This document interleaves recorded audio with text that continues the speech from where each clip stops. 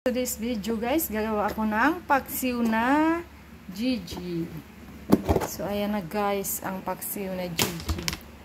So syempre yan, lalagyan natin ng paminta. So ayan na guys, may luya at saka bawang na yan. So ilalagay na natin to. Mahaba pala. Nailagay na, lalagyan na lang natin ito. Syempre lalagyan natin ng asin. Magic sarap para lalong sumarap. Siyempre paminta. Yan. Tapos ngayon guys, papakuluin natin siya sa yan, gamit ang suka. Yun. Yan.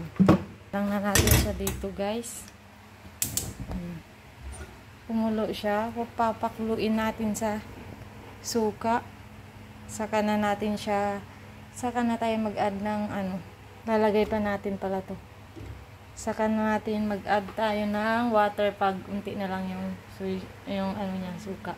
Dahil ayan, nakalimutan ko, muntik ko na makalimutan ilagay ang talong. So ayan na guys.